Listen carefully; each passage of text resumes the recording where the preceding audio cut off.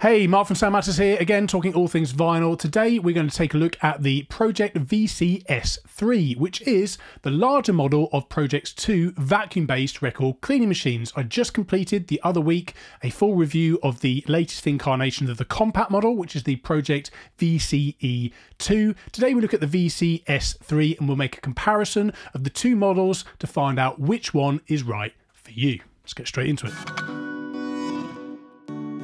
So for those of you who missed the first video, I just reviewed the Pro-Ject VC-E2. If you'd like to check out that full review, you can do so at the link which will now pop up in the top corner of the screen around about here. And I'll also put a link in the description below of this video, of course, naturally. Today, we are looking at the larger model, which is the VC-S3, this one that you can see on the screen here. So what are the differences between these two units, other than the fact that one is a compact design and the other one is just simply larger? You know, why would you buy one versus the other than simply just to save space?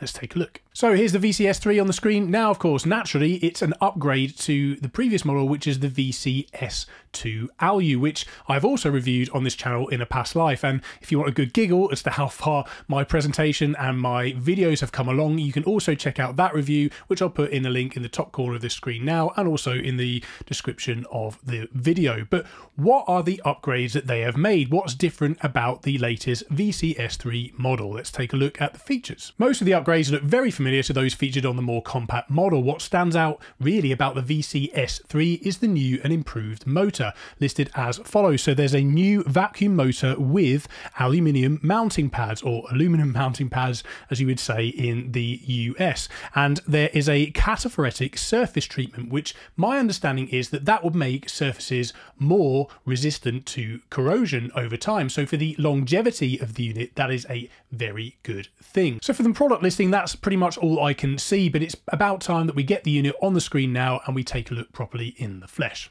Here it is, and right away you'll notice that it is significantly bigger than the more compact edition of this machine. So depending on the size of your listening space or your home, that may or may not make the decision for you. I know it did for me when I was buying my original VCE, the original compact edition of this machine. Both models have that magnetic pop-off, pop-on clamp that protects the label of the record, but also, of course, secures it to the motor so that we can spin it round and clean those records. So those are the same features on both. That's exactly the same clamp.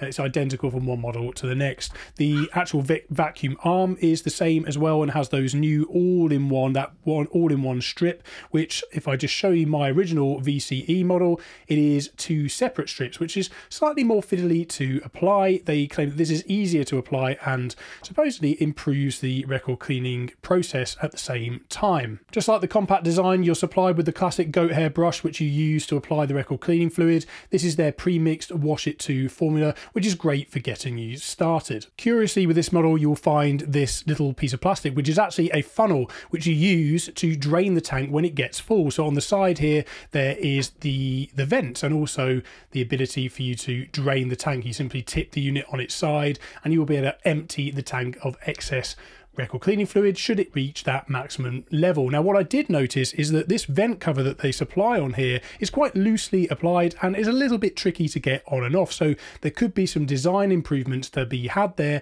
to improve the little vent cover to make sure that it's just a little bit easier to get on and off. But the whole idea of this is you then take the vent cover off and you pop this little filter on the side of it, and it enables you to drain the tank without getting a mess of record cleaning fluid all over the place. Now, if you watched my video on the VC-E2, you'll remember that the vent is actually on the top on that unit as opposed to on the side as it is with the VC-S3. Now, with the original VCE, the one that I own, that was a bit of a bone of contention with many record collectors, as there was a tendency sometimes when cleaning a lot of records in one sitting for that vent to spray back record cleaning fluid onto the underside of a record, which obviously you don't want. With the VCE2, they have corrected that to a degree by having a vent hole cover that sits on the top, which I'll hopefully bring up on the screen now as a bit of B-roll footage, if you like, to this video whilst I'm talking over this whole review. So I still do prefer having the vent on the side, and I think most people would prefer the vent to be on the side, as it is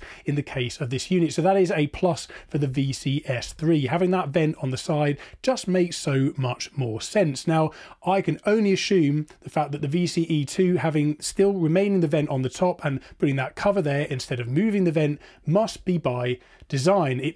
There must be some reason why it has to be in that place.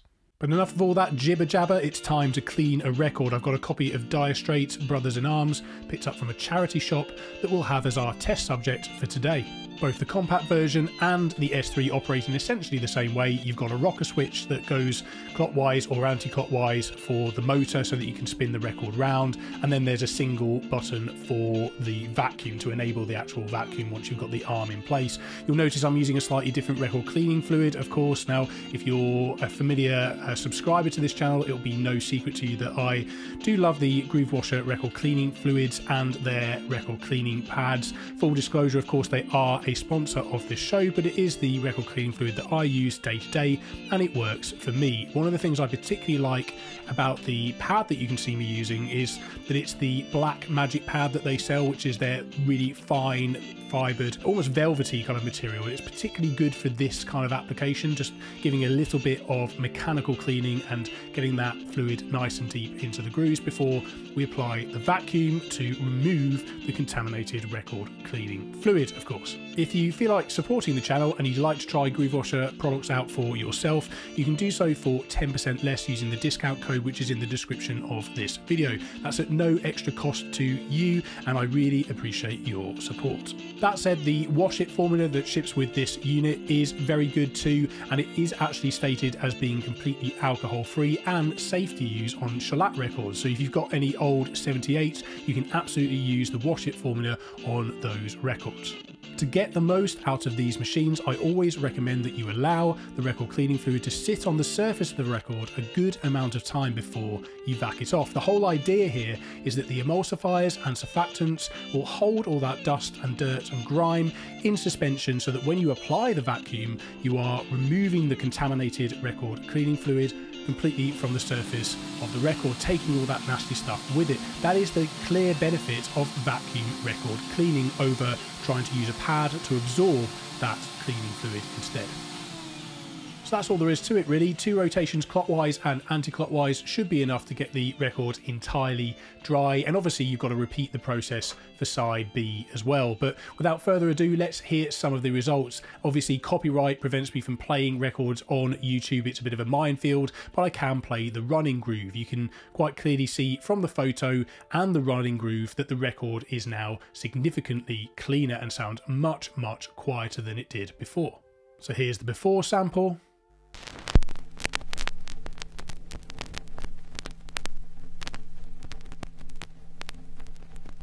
And here's after cleaning.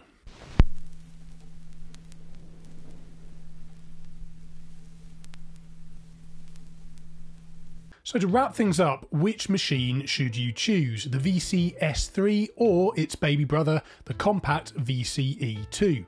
On cleaning performance, both machines perform the same job and produce the same results. For my money, most homeowners can pick the compact model and not look back.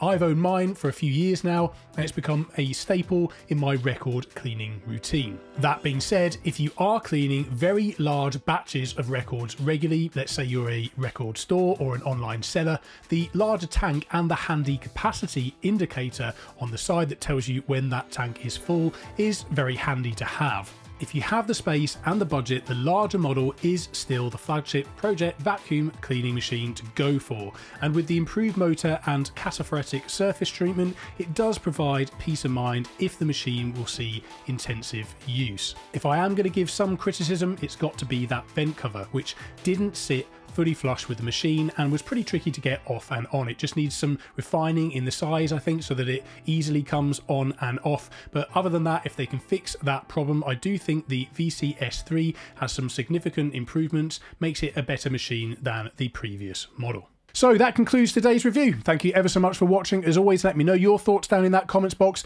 and of course, naturally, put your questions down there as well. A huge thank you goes out to the supporters of this channel, which includes Groove Washer, my favourite record cleaning fluid, which I use day to day with machines just like this one, and naturally, of course, 12-inch, who make the vinyl display systems, which are completely magnetic based, made from sustainable bamboo, which I use to display records behind me in each and every video. You can also display picture discs, of course, which you can see in the top corner of this video. Now, if you're new to this channel, please do consider subscribing and hit that bell notification so that you always receive notifications for these videos. But until that next video, keep spinning, enjoy the music, and we'll see you then.